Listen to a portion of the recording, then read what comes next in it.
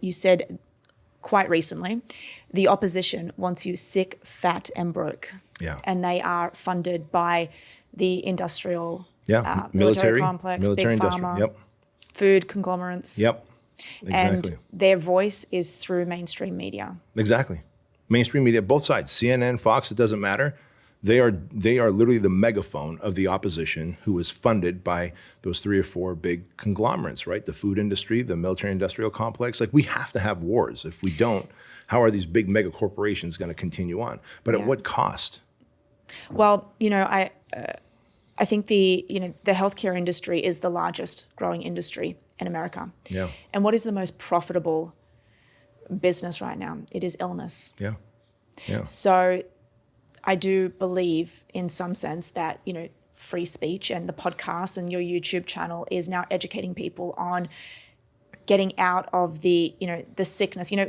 We're brought up in this world where we believe that you have a statin deficiency. You need to get a statin if your LDL is this. Don't work out. We're not going to prescribe you exercise. We're not going to prescribe you good nutrition. You have a statin deficiency, we'll give you statin. Yeah. And it is, it's scary. But, in my everyday life, I'm surrounded by physicians and scientists. So to me, it's very illogical to think that way.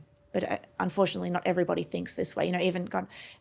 Almost every day, my mother sends me something that she's seen on YouTube. She's like, should I take this supplement? Oh, no. I'm like, just stop looking at YouTube. So I can understand that a lot of the population is sick, fat, and broke, right. And they're buying into this healthcare system that they believe and deem to be there for them. We believe you. I want to believe you, and it's scary. Yeah. I mean, look, you're very confident. You're well-spoken. Seems like you financially do well for yourself, and you're fit.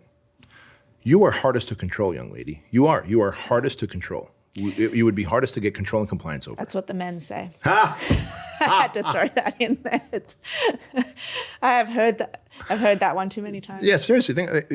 Men who lack confidence and who are insecure will be intimidated by you. Yeah. And when we talk about the opposition wanting to keep you sick, fat, and broke, well, we always have to ask why. You're easier to control that way. If you're broke, you don't have a lot of options. You have the option, like, you can leave New York and come to California. You can leave California and go to Texas. You have these options. You're connected. Your business is structured in a way that you can be anywhere. Money gives us choices and options. So if you're broke, you now look to daddy government. Well, what do I do, right? If you're sick, you're not in the best state of mind to make decisions. You looking at Maslow's hierarchy of needs. If you're sick, you're just trying to figure out, how can I live another day? Yeah. Even if it's on statins, even if it's on medications and insulin and all this, like, you're not trying to think of your higher self. How do I become a better human? How do I serve humanity? How do I connect to consciousness? Right. So they want you sick, broke, and dependent. You are just easier to control that way. Like, you are their greatest enemy, like, both in how you are and then the message you put out there for empowering others. Because the moment you begin to empower others, through your voice, you begin to replicate others to become like you, they become harder to control. And the opposition doesn't want that. Why is it that control is at the center of this, though? Money and power. Money and power. Really? Yeah, money and power. Yesterday, with a few friends, I went to a restaurant in Irvine. I'd never been to this restaurant, and there was probably about, 15, so about 30 people of Indian descent at the restaurant, occupying 2 huge tables. And I think it's maybe in their culture where all the women sit at one table and all the men were sitting at another table. And you can tell it was one of the men's birthday parties. And these are people like late 50s to early 70s. So we're not talking spring chicken here, right? These are grown people, very mature people. But the women were at one table, the men were at another table. And the culture is, it's a culture that very carries themselves very respectfully. They're an age group that they're not going to be, shooting back tequila and smashing bottles. Like, they are mature in age. Yet I look at the table with the men, because we're sitting at a booth just outside of their view. And I look at the men, and they're just being rambunctious. They're still boys. They're just gray-haired old boys, right? And you can, they're kind of pushing each other and picking on each other. Yeah. And I look at the women, and they're just holding a great conversation. You can tell there's like meaningful dialogue happening. But us men, we're competitive, and it's by design. We need to be. We want to push the boundaries. We want to take risks. Whatever we have is not enough. I want to get a little bit more. One day somebody asked me, they stumped me. They said, Bedros, we saw that you're on Inc. 5000, and then you hit the Inc. 500. Your Entrepreneur Magazine's 200 fastest growing franchises. You're making a lot of money. We see you everywhere. When's enough enough? And he stumped me. I was like, shoot, I don't know. And I felt like, I guess I just want to keep acquiring, right? And then, of course, 2 days later, I saw Ed Milet, and Ed and I were talking. And I go, Ed, this guy stumped me. I was at Starbucks. He recognized me. And I don't think he was being mean. He was just like, so when's enough enough? Like, what are your goals? And I realized I just want to keep doing. Yeah. And Ed said, well, I know you well enough to know that you contribute to Shriners Children's Hospital. Every Christmas, you buy thousands of dollars of toys for tots. You have kids adopted through Compassion International. Like, he goes, how many more surgeries can you donate to through Shriners? How many more toys can you buy? How many more kids can you adopt? He goes, it's never enough. How many more vacations can you take your family on? Experiences can you give? He goes, it's never enough. That's your answer, Bedros. I was like, shoot. But I felt in that moment that, so men, all this to tell you that men, we want to erect a statue to ourselves. We're just weird like that. But absolute power is absolute corruption. Like, absolute power is absolutely corrupt. And so we have to be able to control our ego. We have to be able to control our greed glands. Now, I know there are no such thing as greed glands, but I do believe that men, more than women, have greed glands because we're competitive. We want to take risks. I want a better journal than you, and I want a better pen than you, and I want a better car than you, and it's just how in our way. And so why does this thing happen? Because money and power. And, why does every congressperson who's supposed to get paid $172,000 a year all of a sudden end up picking the right stocks and coming out of Congress or the Senate as millionaires? They pick, their stock picks are better than Warren Buffett's? Come on. Really? I didn't even know that.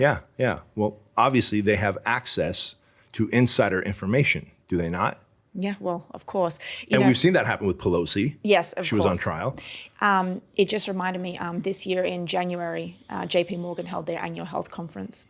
And I won't go into specifics, but one man did get up and he was outlining to the investors, projected revenue. And he spoke about the projected revenue of Alzheimer's disease. Now, that is my area of research. That's what I'm advocating for. I'm passionate about it. I'm researching, I'm publishing, I'm in the weeds, I'm brain scanning. I'm in that area. And so it's very, it's very emotional for me. And he got on stage and he said, we're very excited this year because Alzheimer's disease, now I don't know if you know the statistics, 55 million people worldwide currently have the disease.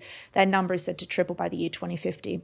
And arguably, if you look at the research, I would say around 80%. I usually say 97%, but I've gotten in trouble for that. So I'll say 80 to 90% of all Alzheimer's disease cases are preventable. More than that, right?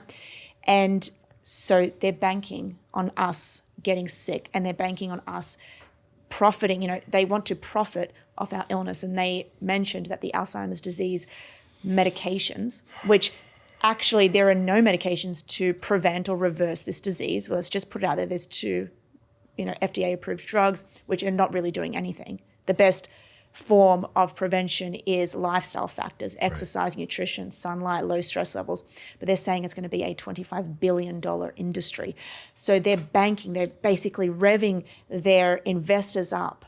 And if Big Pharma is then telling the government and the CDC what to tell us, it becomes apparent. I don't know if you know this, but they've actually cut PE budgets, physical education budgets, in schools. So now kids are getting less physical education when we know that exercise is at the forefront of Alzheimer's disease prevention. So now they're starting younger. And guess what we've seen this year?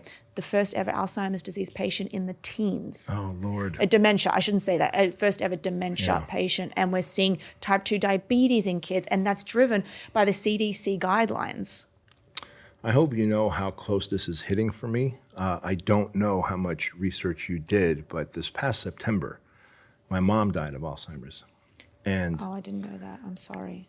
being in the fitness industry and personal training industry, well, I got certified 30 years ago as a personal trainer, and you could imagine our cultures are pretty similar. My parents didn't exercise a lot. They ate a lot of fried food and high-fat food. And while I didn't know any of this stuff, I'm pretty self-aware and instinctive. And I was like, Mom, Dad, if you guys just exercised, you guys will have a longer life than Grandma did, because my grandma died of Alzheimer's as well. And it was, you fast forward 30 years, and my mom died several months ago of Alzheimer's. And I was right by her bedside, seeing her take her last breath. And anyone who doesn't know, who's listening to this, like, what a horrible way to die. It's asphyxiation. Like, your Yes. brain, the parts of your brain, from what I understand, I'm sure you can correct me if I'm wrong, the parts of your brain that control your breathing die, and they choke to death, right? And I'm holding my mom's hand, and I'm rubbing her forehead, and I'm thinking, like, I had 30 years to do something about this. But they have to be a willing participant in it. Sorry, I'm getting emotional about it. And it's because now I hear you say that they're cutting physical education in schools, yet you got these guys revving their shareholders, getting them excited about what a big run it's going to be on creating medication for Alzheimer's, but then they're prepping the future patients by cutting PE. Like, this is the opposition. Yes. They're Doing their preparing work. you to be on a statin and to get these drugs. And the one thing that I make apparent to everybody, out of all of the the diseases, you've got cardiovascular disease, you've got cancer, Alzheimer's disease is the only one where you lose who you are. You look at your son or your daughter or yourself, and I've seen it in person, somebody say, well, who am I?